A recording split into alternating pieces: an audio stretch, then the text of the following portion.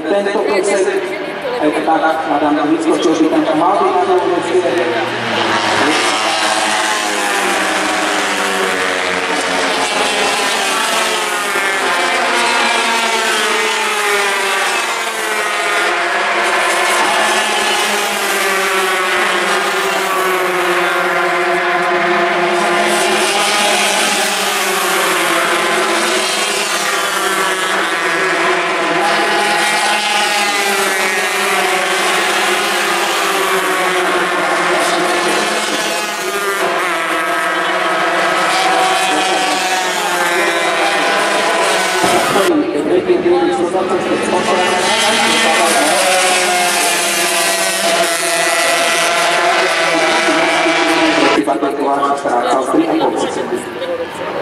Ale vůbec dvojici tu máme.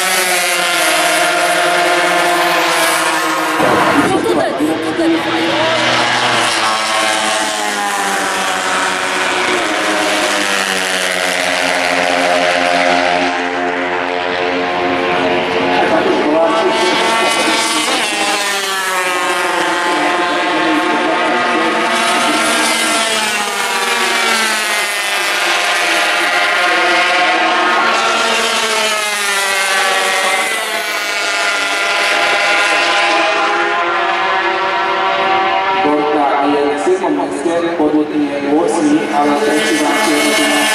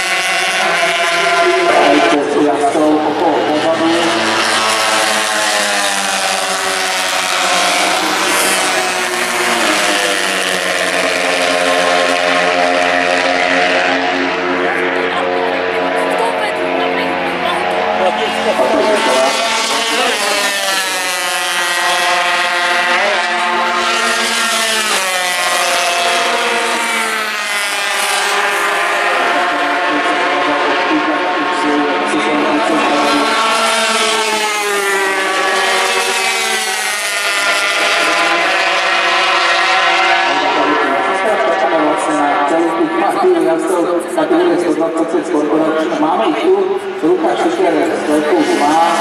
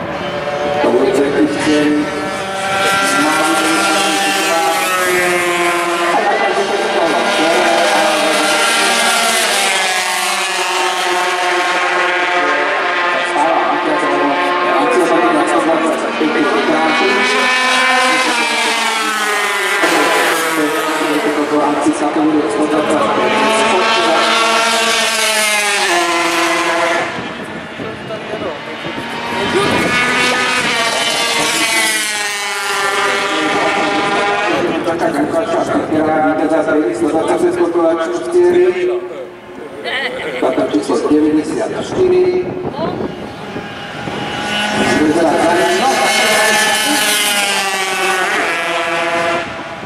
po závere netrvá si vybudovať 11. ktoré Pavel Moravca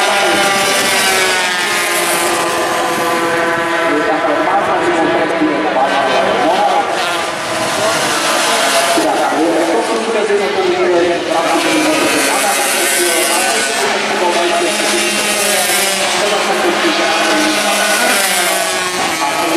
to je pravdepodobne Lukáš Štiker.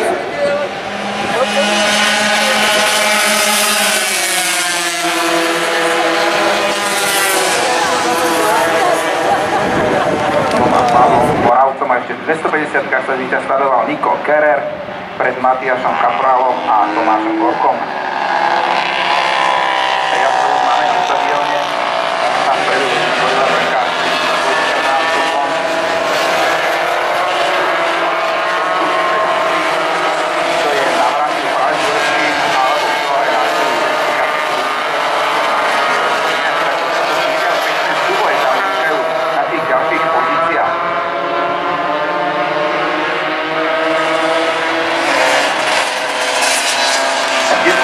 Mieste.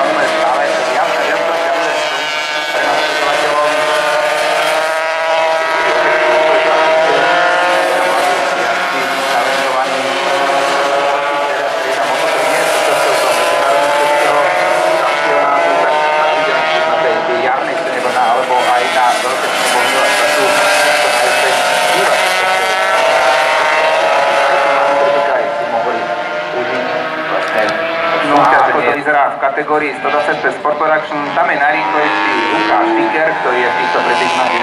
mieste.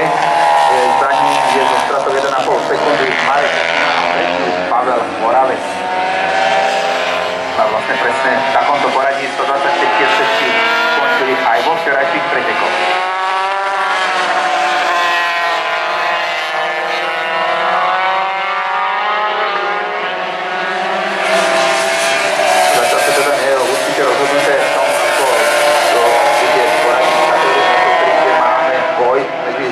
Dvojicou, tak zatiaľ to istoto vyzerá na prvé miesto v rámci 250, ale to je Grand Prix. Ale Lukáš Štiker si bude musieť dávať pozor, pretože Marek Zima nie je až tak ďaleko za ním. A samozrejme Pavel Moravec ide výborne, Jirka Bursa tiež stráca, ale potom Ondřej Svoboda stráca na Jirku Bursu viac ako 7 sekúnd. Ale dokonca pretekov je ešte dlhý 8 kôl a nejaké drobné preteky, ale ešte dojde sa nám opäť blíži priestoru štartu. A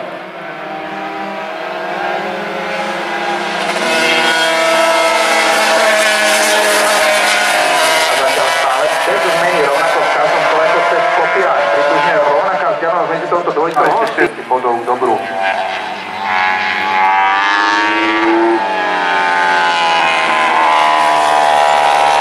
No a ako to vyzerá v strede 126 po tých troch kolách.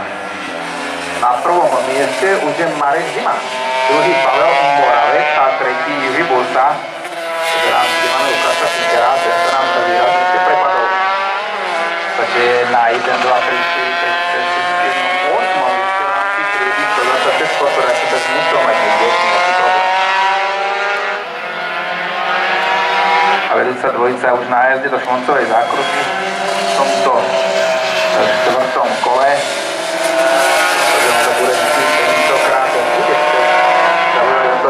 A veľmi, veľmi úspešne sa drží svojho súpera.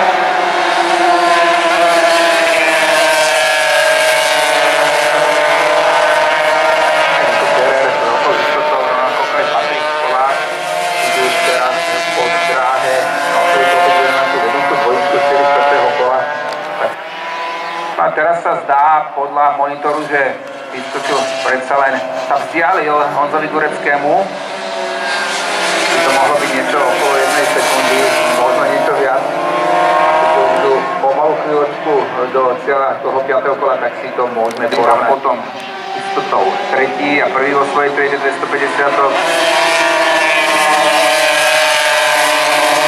A už tu máme tu vedúcu dvojku na prejazde do ďalšieho kola.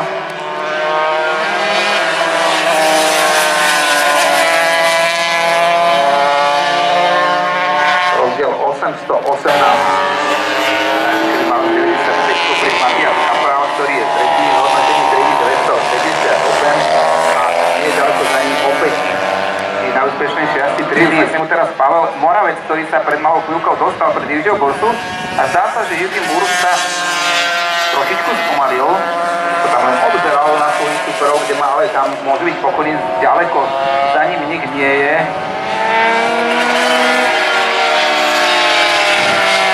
Ale tam je obrovský rozdiel medzi Bursom a Pojtíkom. Teraz sa prichádza skupinka štvorčlenná, ktorá bojuje Mihalkovič, Petr Čadek a Ondřej Svoboda. Nasleduje Matej Blažek a Ondřej Frida. A potom dvojica Matej Bartoníček a Aleš Vochoť.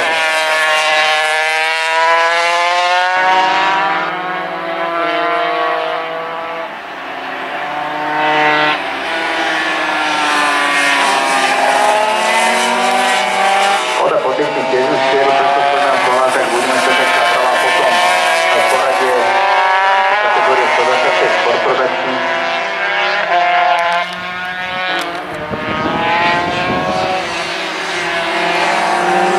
A už tu máme víťaza týchto pretekov. Adam vyskočil. Už je práve v tomto momente. A teraz je tu Nico Kerrer ako víťaz. Dokázal poraziť Patrika Koláža, takže víťazí v triede 125 Grand Prix. Po poslednom kole za to, že mal technický problém Pavol Mihalkovič, ktorý musel odstúpiť z týchto pretekov. Škoda bol práve v tej spoločnej skupine, ktorý potvrdil zisk titulu medzinárodného majstra Českej republiky za rok 2024 v triede 125 Grand Prix.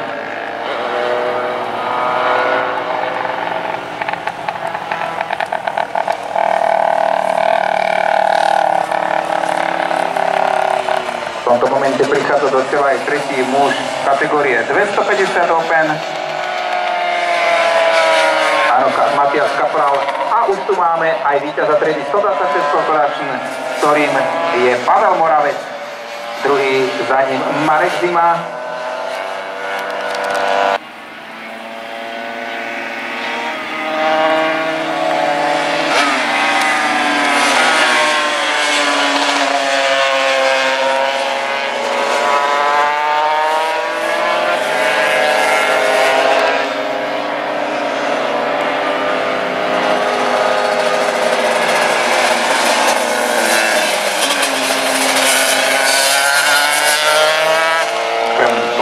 Pôjdete za nami k pódiu, navštíviť aj fanshop Masarykovho okruhu na tom námestničku a zakúpiť si nejaký pekný suvenír alebo nejaké zaujímavé oblečenie, šiatku alebo podobne. Je tam naozaj veľmi pekný výber, odporúčam vám to. Fanshop je stále otvorený, takže kedykoľvek tam môžete zájsť.